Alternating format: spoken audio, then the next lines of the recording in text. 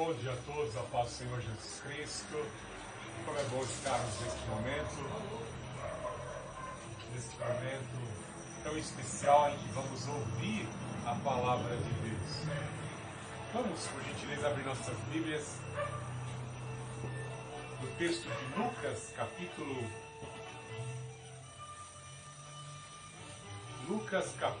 23.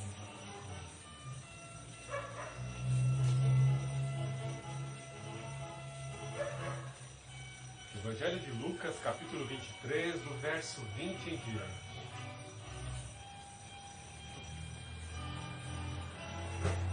Ou melhor dizendo, 19 em diante. Barrabás havia sido preso por causa de uma rebelião na cidade e por homicídio. Então Pilatos lhes falou mais uma vez, pois queria soltar Jesus. Eles, porém, gritavam: crucifica-o, crucifica-o.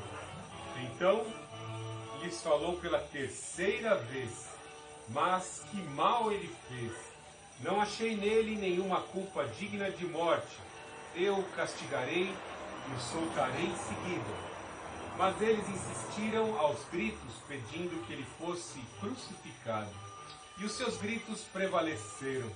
Então Pilatos resolveu atender à exigência deles e soltou aquele que eles haviam pedido, o que havia sido preso por causa de rebelião e homicídio, e entregou-lhes Jesus em suas mãos. Deus Altíssimo, Deus de amor, Deus de poder, louvado seja o teu nome, meu Deus. E nos momentos difíceis da vida, meu Deus, nós possamos sempre nos lembrar de Jesus e sempre optar por Jesus como o nosso maior tesouro. Em nome do Senhor Jesus Cristo, Pai, nos dá força e fé para que, assim como o Senhor Jesus Cristo, possamos vencer o que nos é proposto, que o Senhor permite que passemos. Em nome do Senhor Jesus Cristo, que a nossa opção seja sempre o Senhor Jesus Cristo, que a nossa orientação seja a palavra, as palavras ensinadas pelo Senhor Jesus Cristo, que estejamos sensíveis no Espírito, como Davi, que fortaleceu-se no Senhor, na força do seu poder. Ora, vem sobre nós, Santo Espírito, nos dá força para nos mantermos firmes, convictos na fé, na confiança no Senhor Jesus Cristo. Ó Deus de amor e Deus de poder, repreende agora com o fogo do Teu Espírito Santo toda a incredulidade, todo o mal, toda a enfermidade, em nome do Senhor Jesus Cristo. Exalta ao Senhor Jesus Cristo em nosso viver, em nosso testemunho. Nos alimenta, nos orienta, Pai, para permanecermos firmes na Tua presença. Ó Senhor Jesus Cristo, visita a Tua igreja nos quatro cantos da terra. Envia recurso e provisão para todos aqueles que pregam a Tua palavra, em nome do Senhor Jesus Cristo. Tu és o nosso Deus e Senhor, Tu és o nosso protetor, Tu és o nosso remidor, Tu és o nosso consolador. Ó Santo Consolador, eu coloco à Tua inteira disposição a minha vida, usa conforme o Teu querer e engrandece a Jesus Cristo, o Senhor. E assim glorificamos o Deus Altíssimo, glorificamos o Senhor Jesus, glorificamos o Santo Espírito. Amém. Deus abençoe a todos.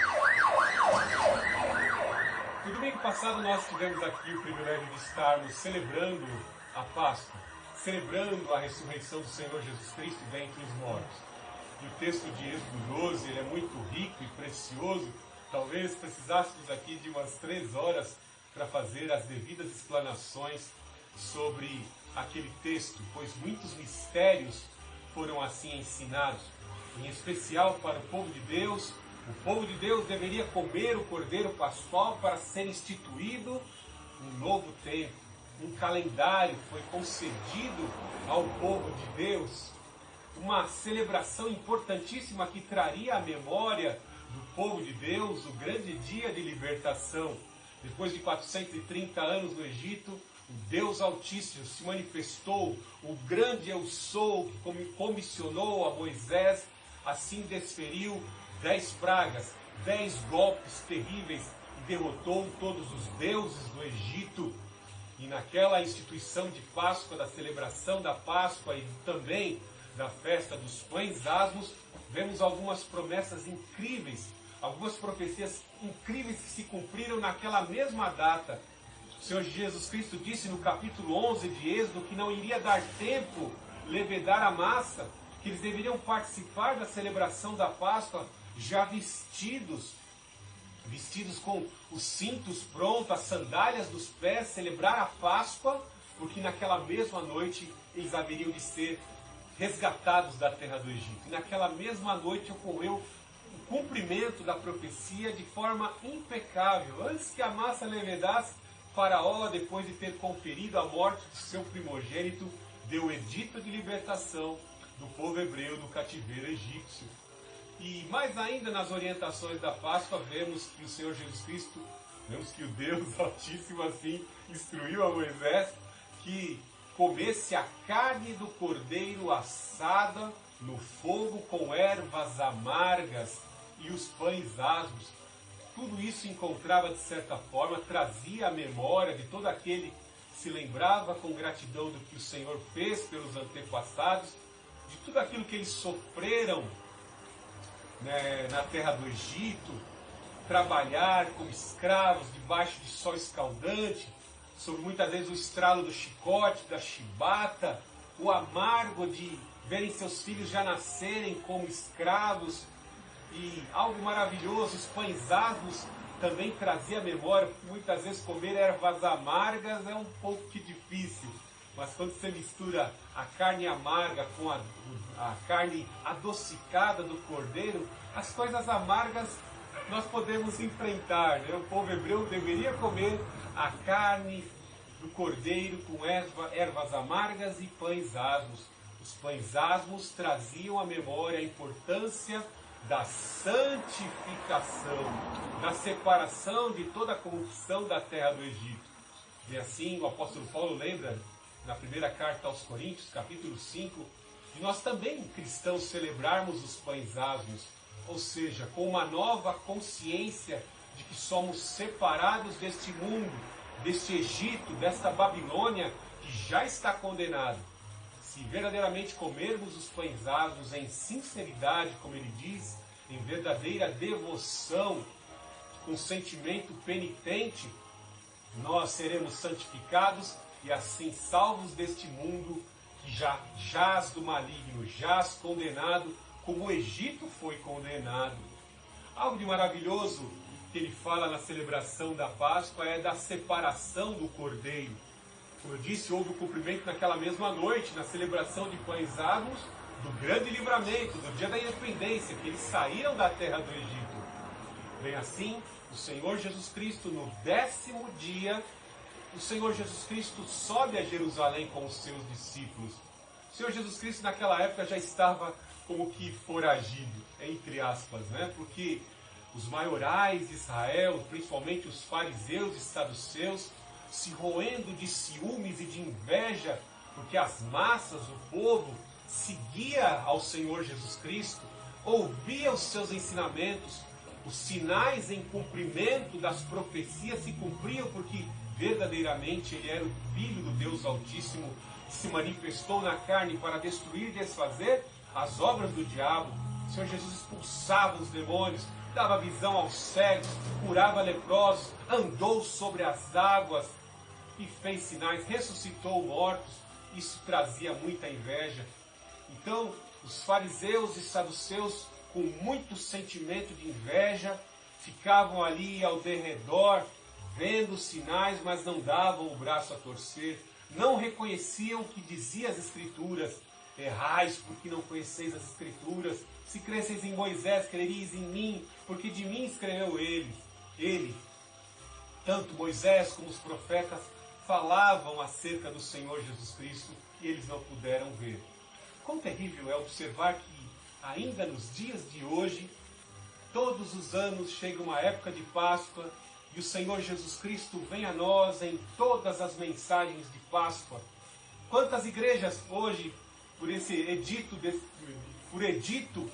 de um governador que impôs um confinamento horizontal, com certeza você ouviu pela internet, você ouviu pela internet uma mensagem que veio de encontro à tua vida, falando acerca do Senhor Jesus Cristo, que é o teu Cordeiro Pascual. Os sinais acompanham o poder do Senhor Jesus Cristo. Mas, infelizmente, independente dessa situação em que nós estamos recolhidos em isolamento, independente da posição social que a pessoa às vezes está colocada, num cargo público ou numa grande corporação, muitas pessoas ainda não compreenderam o que significa a Páscoa, o Cordeiro Pascual. E é terrível, nós vemos que as crianças, as famílias, são alimentadas pelos olhos, pelos ouvidos, e muita informação e desinformação desorienta as massas acerca do verdadeiro sentido da Páscoa. Como eu disse, no dia 10 de Abibe, o Cordeiro Pascual, o Senhor Jesus Cristo, subiu a Jerusalém para celebrar a Páscoa. E como eu disse, havia uma profecia a ser cumprida num dia de festa. Pois num dia, numa festa de pães asmos, o povo hebreu saiu do cativeiro egípcio e numa celebração de Páscoa, o Cordeiro Pascual, Filho do Deus Altíssimo, haveria de pagar o preço para a expiação dos nossos pecados, para oferecer remissão por nossos pecados na cruz do Calvário. E desapercebidos, eles viram o cumprimento da palavra, mas não quiseram aceitar, não foram sensíveis ao Espírito Santo. Os pequeninos, a estes foi revelado o reino de Deus. Chegaram até nesse momento em que ele sobe, o Senhor Jesus sobe para celebrar a Páscoa. Nós vemos que os pequeninos reconheceram ele como filho de Davi, a raiz de Davi. Bem-vindo é o que veio o nome do Senhor. Os sinais eram tão esplendorosos que muitos já queriam, vamos colocá-lo como rei, e assim, quem sabe, nós não expulsamos de uma vez por todas os romanos. Muitos já estavam reconhecendo o Senhor Jesus como rei, mas infelizmente alguns resistiam. E infelizmente, depois do texto que nós lemos aqui em Lucas capítulo 23, muitos que declararam que Jesus Cristo era o rei, era o Senhor, no momento em que Pilatos coloca diante de um plebiscito entre o Jesus Barrabás e o Jesus Filho do Deus Altíssimo, eles vão escolher, incitado pela desorientação e pela desinformação, eles vão escolher o Jesus Barrabás. Por que eu falei Jesus Barrabás? Flávio Josefo e alguns outros documentos históricos apontam que na hora do plebiscito, supostamente Barrabás ganhou o plebiscito porque o nome de Barrabás também era Jesus. Jesus. E ficou um pouco mais fácil para os conspiradores fariseus que incitavam a massa, dizendo: vamos pedir para que Barrabás seja solto e esse tal de Jesus, o Filho de Deus, seja crucificado. Se ele for realmente o Messias, o Filho de Deus, ele vai soprar e vai expulsar os romanos daqui e vai mostrar para o mundo inteiro que ele é o Filho de Deus.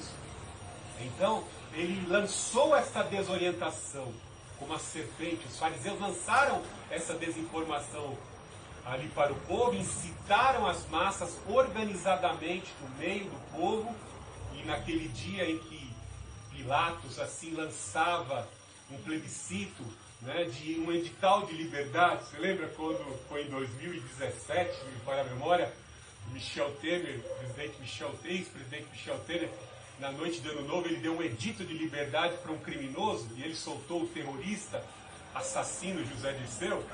É algo semelhante, né? Colocaram um terrorista assassino para as ruas, Michel Temer. E bem assim, Pilatos vai conceder a liberdade para um terrorista revolucionário que era Barrabás, que pertencia também aos zelotes. Era um revolucionário assassino, né?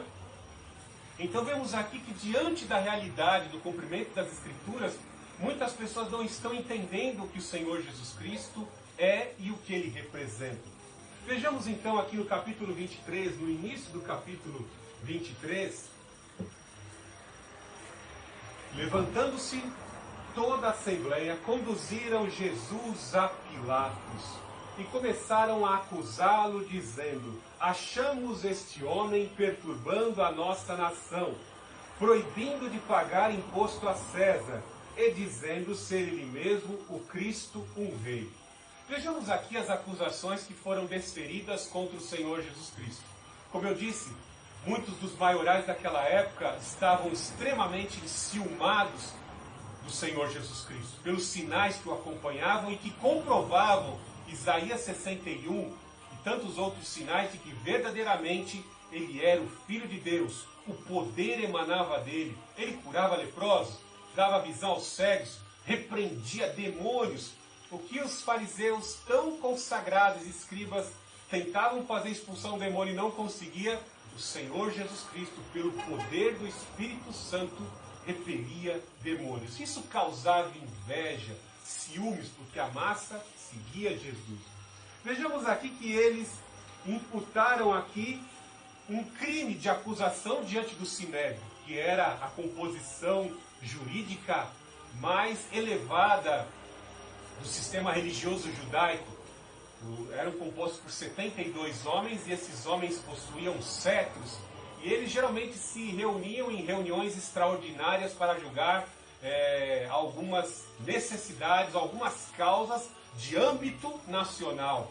Vejam só, Jesus estava agora diante de um sinédrio, de homens que tinham um compromisso com a lei de Moisés e com os profetas, com as escrituras sagradas, de julgar e serem os guardiões da lei de Moisés. Né? Algo interessante, vejam que eles acusam Jesus de ser o Cristo.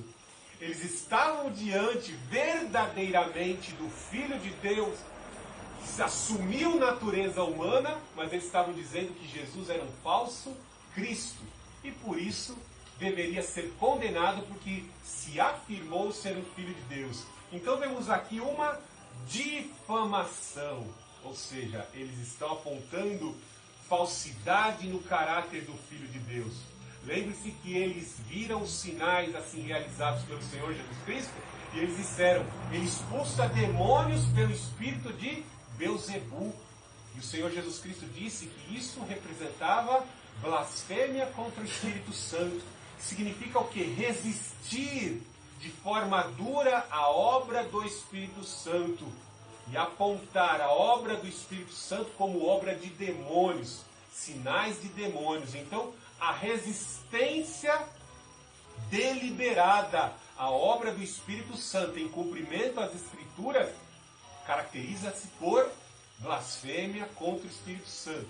Por isso eu te digo, você no YouTube que é pastor, que está aderindo a alguns caminhos aí de negação da divindade do Espírito Santo, muito cuidado. Muito cuidado, você já conheceu as Escrituras, mas agora você vai numa nova tendência neo-judaizante, semelhante a esses fariseus aqui, ó, negando a obra do Espírito Santo. E o que o Senhor Jesus Cristo disse? Que não haverá perdão nem para essa geração de fariseus e nem para a futura geração de fariseus que negar a obra do Espírito Santo. Às vezes você vê pessoa boa aí no YouTube negando a doutrina da Trindade, da Triunidade, que o nosso Deus encontra a plenitude da sua representatividade no Espírito Santo. Então, muito cuidado você que embarca, está caindo de cabeça nessa nova tendência neo-judaizante. Paulo já condenou isso na carta aos Gálatas. Parece que você está rasgando o tratado de Gálatas, parece que você está rasgando o tratado da carta aos Hebreus e caindo de cabeça no neo-judaísmo. Muito cuidado, né? Então veja que eles também aqui, como não podiam encontrar pecado no Senhor Jesus Cristo, eles colocaram uma nova difamação, uma nova acusação falsa sobre o Senhor Jesus Cristo, dizendo que ele estava proibindo o povo de pagar tributo a César, automaticamente para ganhar apoio político de quem era o governador da região e que tinha que manter a calma e a ordem como um bom governador, que no caso era Pilatos. Veja que eles estão dizendo aqui, que ele fala, este homem está perturbando a nação, porque eles viam que as massas seguiam o Senhor Jesus Cristo. e eram receptores e recebedores dos seus ensinamentos e dos sinais que decorriam dos seus ensinamentos, eles estavam enciumados e levantaram aqui uma falsa acusação que ele está causando motim. Em nenhum momento o Senhor Jesus Cristo promoveu e incitou o motim. Muito pelo contrário, no seu ensinamento supremo, amarás o Senhor teu Deus de todo o teu coração e ao próximo como a ti mesmo. Como alguém que ensina a amar a Deus acima de todas as coisas e o próximo como a ti mesmo pode estar incitando rebelião? Coisa terrível, né? Hoje em dia existem falsos moralistas, né? Que ensinam aí, né? Tocar o terror, atentado terrorista como forma de amor e promover a rebelião, a revolução da igualdade social. Mentira, né? Então Jesus Cristo nunca foi um revolucionário, né? O Senhor Jesus Cristo pregou o amor a Deus e ao próximo como a nós mesmos, aprender a respeitar os direitos das outras pessoas.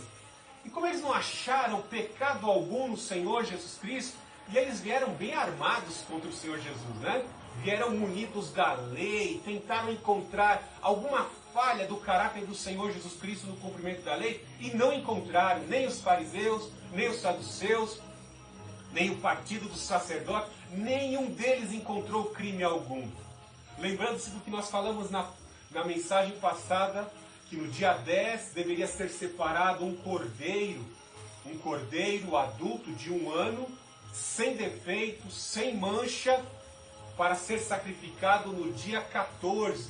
Então, a partir do dia 10, os sacerdotes analisavam o cordeiro, no dia 10 de Abib, analisavam o cordeiro para ver se ele estava em condições de ser sacrificado. Se ele não tivesse defeito nem mancha e fosse de 1 ano, estaria apto para ser sacrificado às 3 horas da tarde, às 15 horas, para assim servir a família como cordeiro pascual, né?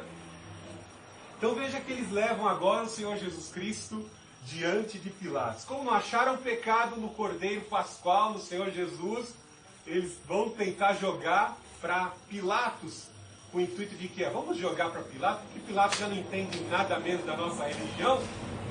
Vamos colocar essa falsa acusação de que ele quer levantar um motim entre as massas e que ele está, de certa forma, vai diminuir a receita, hein, Pilatos? A arrecadação vai cair por meio da rebelião, porque ele está se dizendo rei e incita a população da Judéia a não pagar imposto, hein?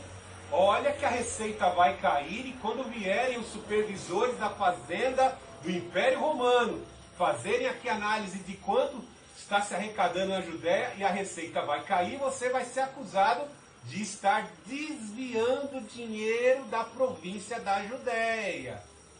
Aqui está faltando palavras, né? As escrituras citam tão rápido, mas eles estão com essa intenção, conspirando contra, usando o Senhor Jesus Cristo com falsas acusações, para tentar, de certa forma, coagir Pilatos a assassinar aqueles a quem eles odiavam e sentiam ciúme. Veja no verso 3, 23:3. E Pilatos lhes perguntou: tu és o rei dos judeus? Jesus lhe respondeu: é como diz.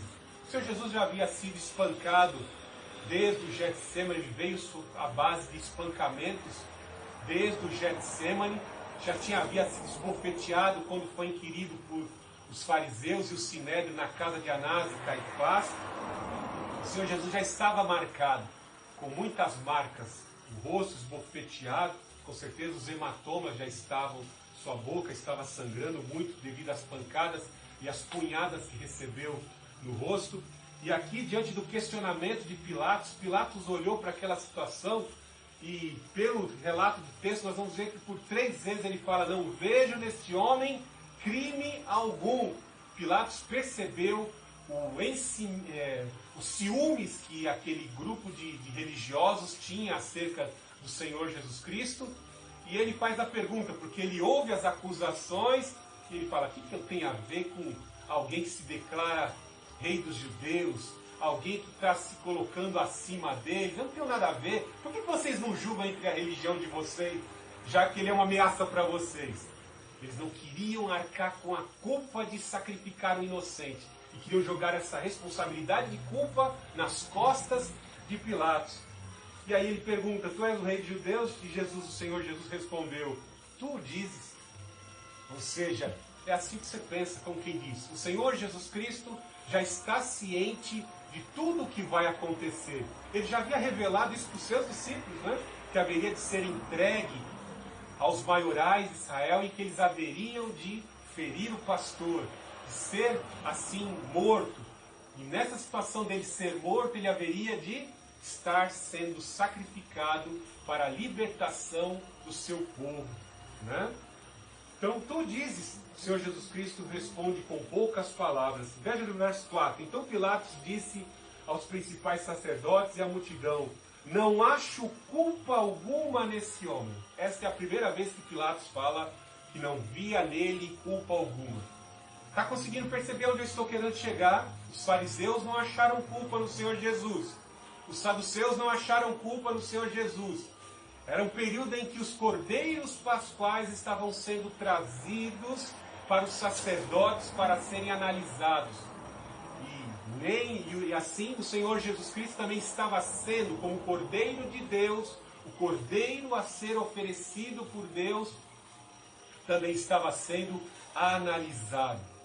Outra coisa importante que nós temos que observar neste texto é que nós vemos o nosso Deus, a partir do Getsemane, ou melhor dizendo, a partir do momento que o Senhor Jesus Cristo desce a esse mundo, em especial quando ele começa a exercer o seu ministério, nós vemos um Deus que amou o mundo, se preocupou com o mundo e oferece o que ele tem de melhor ao mundo para salvar a humanidade. Só que pouquíssimos estão reconhecendo. Talvez Maria Madalena foi a que mais tinha sentimento de gratidão por tudo aquilo que Deus, o Senhor Jesus Cristo, fez. E muitos aqui não estão entendendo nada o significado daquela situação. Em especial os apóstolos que viram os sinais, todos o abandonaram. Pedro estava ali seguindo de longe na casa de Caifás, né? E tentando saber do que aconteceria com o seu mestre, mas ele, antes que o galo cante, ele nega 3 vezes. As pessoas não estão entendendo. Os sentidos ainda parecem que estão fechados. Às vezes você está ouvindo a palavra de Deus, você não está compreendendo o que está acontecendo. Seus olhos estão abertos, você está vendo o que está na tua frente, mas você não está conseguindo enxergar a realidade. Bem assim é o mundo cego por Satanás. Bem assim é o mundo dos cegos, de pessoas que estão em instituições, como juízes, advogados, que estão nas nossas instituições, como muitos professores do sistema educacional, como grandes gerentes das grandes corporações. Chega a época da Páscoa e a pessoa não consegue entender o sentido da Páscoa. Chega numa época de ceia, a pessoa não consegue entender o significado da ceia do Senhor. Está ouvindo a palavra, mas a pessoa não tem concentração. Está se lembrando por que eu falei no início da mensagem acerca dos sentidos, do ouvido, da visão, da fala? As pessoas não estão entendendo o significado das coisas. Como diz no aspecto científico, o semantismo, o significado semântico das coisas. Qual o significado da Páscoa?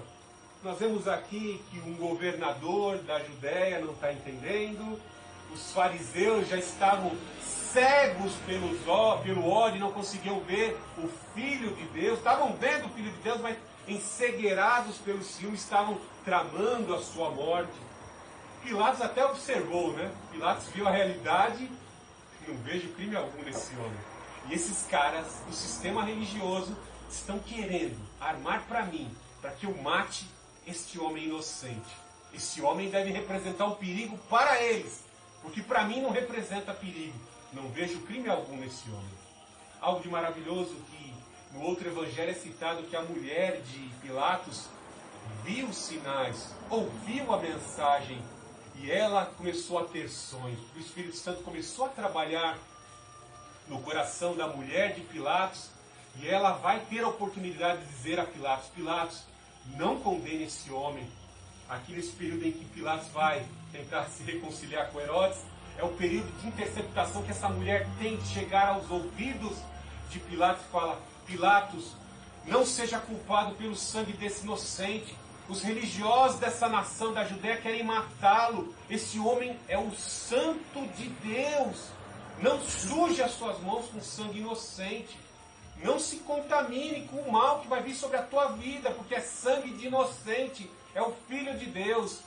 Mas Pilatos pensou muito mais na posição de governador e manter um ambiente de contentamento das massas, manter o que se chama hoje na política de governabilidade. Manter a governabilidade, manter um ambiente de paz, eliminando. Algo terrível que esses fariseus que tramam contra o Senhor Jesus, um deles, Anás, diz: é melhor que um seja sacrificado em prol da nação. Veja que, de certa forma, no discurso de Anás, ele já está falando em sacrifício para se manter a paz, sem entender que a verdadeira paz ia ser conflagrada através do sacrifício do Senhor Jesus Cristo. Em Isaías 53, nos diz que o seu castigo nos trouxe a paz. Né? Então veja aí no verso 23, 5. Então eles insistiram ainda mais, porém insistiam ainda mais. Ele coloca o povo em alvoroço e ensina por toda a Judéia, desde a Galileia até nós. Veja a importância do que os fariseus e saduceus acusaram o Senhor Jesus Cristo. Esse judeu, esse tal de Jesus, ele incita as massas contra o teu governo. Ele é galileu.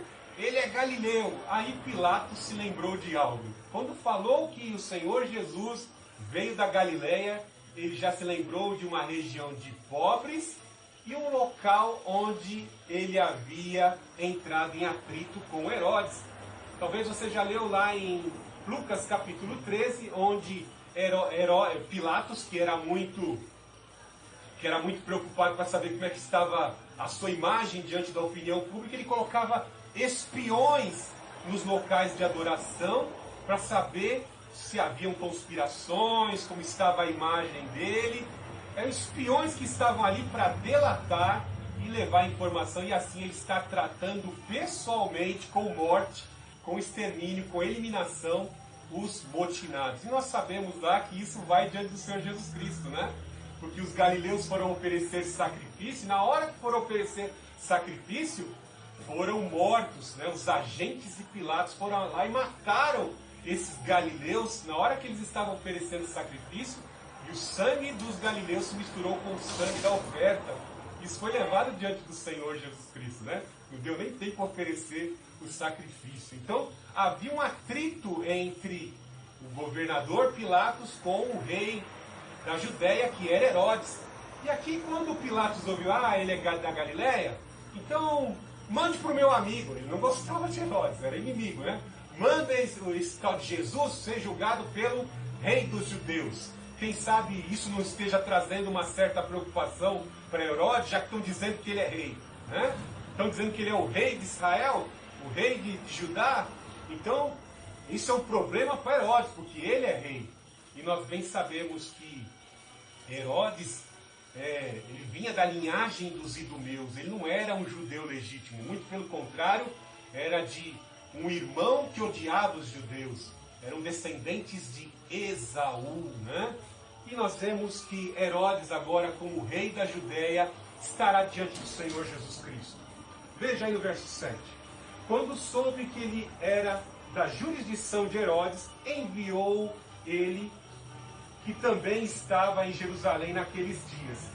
Quando Herodes viu Jesus, ficou muito contente, pois desejava vê-lo havia muito tempo, por ter ouvido falar ao seu respeito, e esperava vê-lo realizar algum sinal.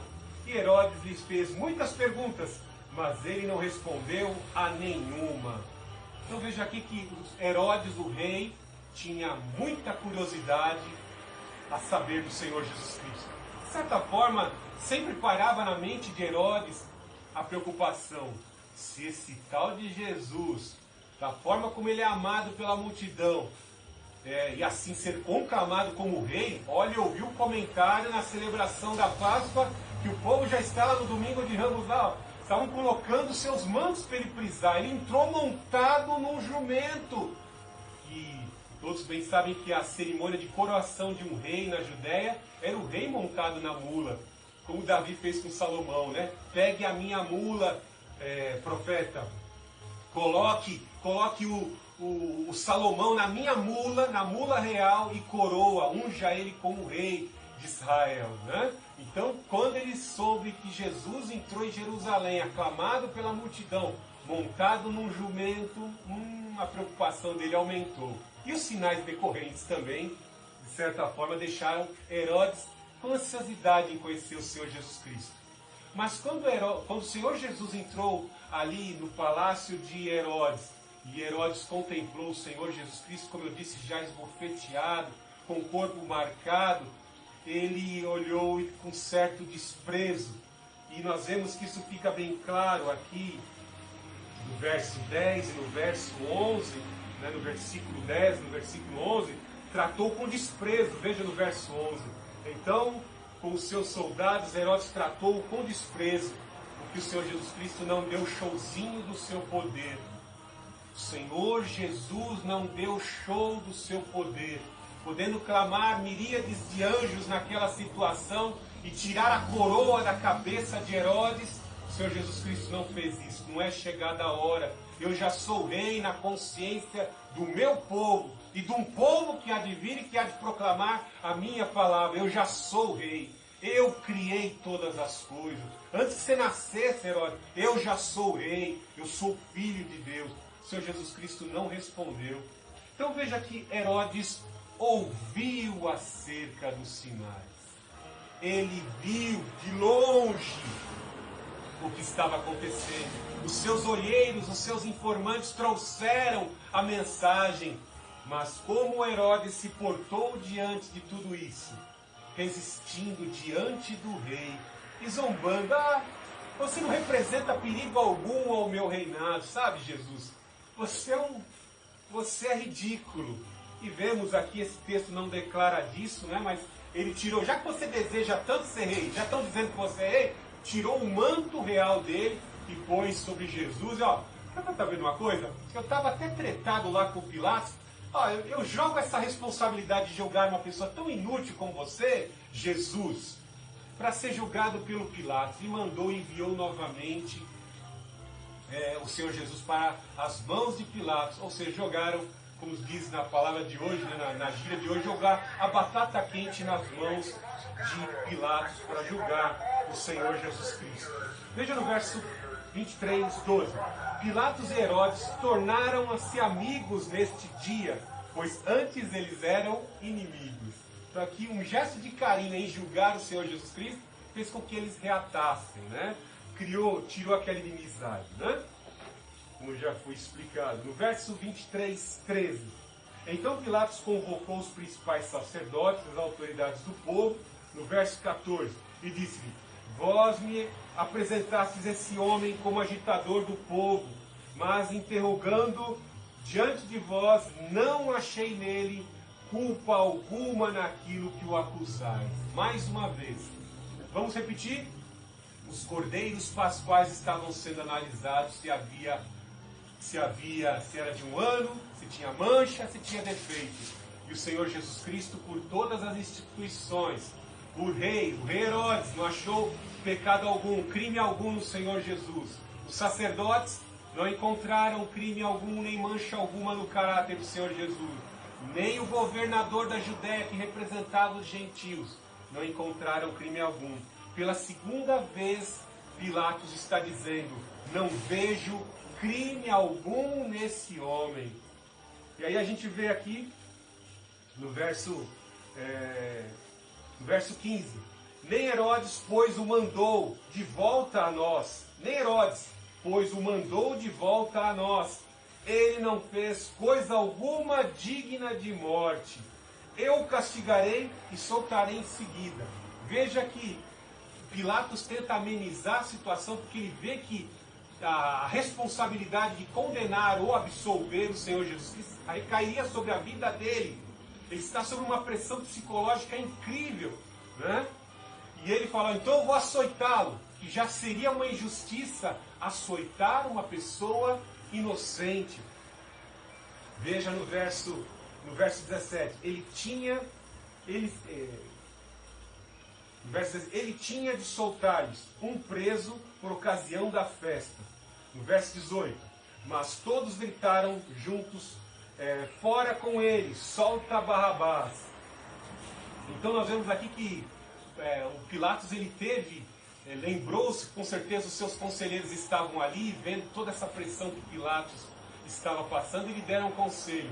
Olha, Pilatos, a única forma de você ficar bem com o povo, bem com essa raça de víbora de religiosos, fariseus e saduceus que estão aqui, e agora você já até se reconciliou com Herodes, a melhor coisa a se fazer é você usar o edito que está promulgado em lei, de conceder liberdade num dia de Páscoa a quem o povo escolher, um representante do povo, alguém que seja das massas. E nessa hora que entra o plebiscito entre Jesus Barrabás e Jesus, o Filho do Deus Altíssimo. Veja algo interessante, mais uma vez eu retorno o questionamento. Muitas vezes vai chegando a época da Páscoa e nós vemos as pessoas confusas. Veja que o mundo conta a história, recria os seus heróis. Revolucionários criminosos são tidos como heróis. Um revolucionário da seita dos Zelotes, que eram nacionalistas, extremistas, ele havia assassinado um soldado romano, tentava rebeliões para tentar expulsar os romanos, viviam da marginalidade, os Zelotes viviam da marginalidade porque não trabalhavam, viviam do furto e do roubo, como todos os revolucionários fazem até os dias de hoje, e colocaram ali um falso libertador revolucionário, Jesus Barrabás, e o verdadeiro libertador. Para isso se manifestou o Filho de Deus na carne, para destruir e desfazer as obras do diabo. Alguém que verdadeiramente pode libertar, representado no Senhor Jesus, o Filho de Deus, e um falso revolucionário que traz um discurso de emancipação do domínio romano. Então aqui, veja mais uma vez como as pessoas estão recebendo o Senhor Jesus Cristo. O governador vê a inocência diante dos olhos, mas quer fugir da responsabilidade de crucificá-lo e jogar a responsabilidade sobre a vida das pessoas. E o pior, a massa incitada pelos saduceus e fariseus repetem o jargão: que caia sobre nós o sangue desse justo, sobre nós e a nossa descendência. Olhe no retrovisor da vida, no processo histórico da nação de Israel. Israel envolvido em todas as grandes guerras mundiais. Veja ao longo da Idade Média como os judeus foram mortos. 6 milhões só no período do nazismo. Veja na antiga União Soviética quantos judeus, milhões de judeus foram mortos. Na Europa, em todos os lugares, uma maldição trazida sobre a vida daqueles que rejeitam o Filho de Deus. Não veja nesta manhã esta mensagem que todos estão ali diante de Jesus, tendo a oportunidade de declarar: Ele é rei e eu quero morrer com Ele. O Senhor Jesus é o rei, Ele curou meus olhos, Ele me curou da lepra, Ele salvou a minha vida. Eu estava marchando para o inferno, mas Ele trouxe direção à minha vida. Eu estava com fome, Ele multiplicou pães na minha frente. Eu estava batendo em portas e Ele foi o único que me abriu uma porta. Eu estava cego a caminho do abismo. Minha alma ia ser condenada, mas Ele interceptou a minha vida.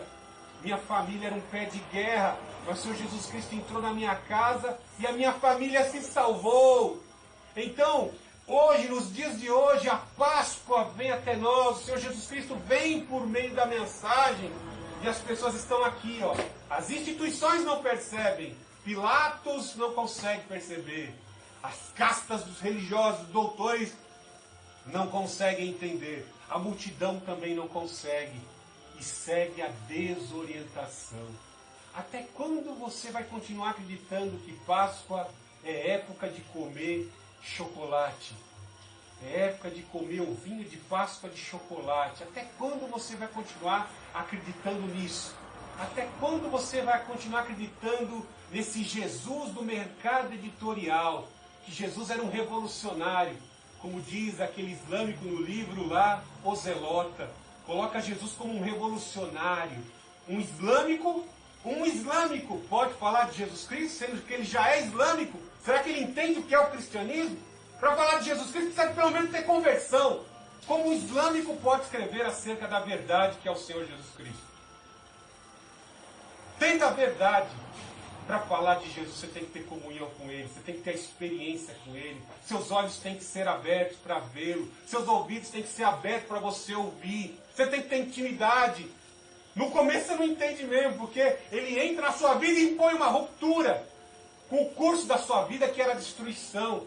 A palavra vem e liberta você, faz você enxergar a ação do mal, dos demônios, das coisas, muitas vezes na cultura que você está enfiado, atolado até o pescoço. A massa não está entendendo, né?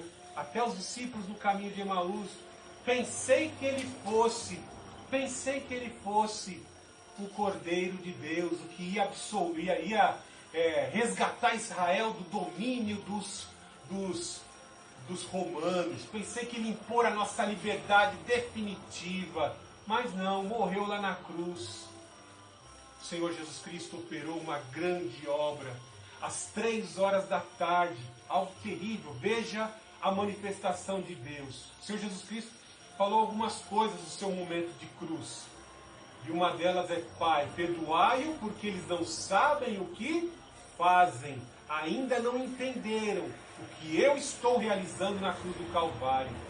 Algo interessante observar, que um eclipse ele só ocorre com lua nova, ou seja, bem sabemos pela explicação dos astrônomos que o alinhamento da Terra com a lua nova e o Sol promovem um eclipse.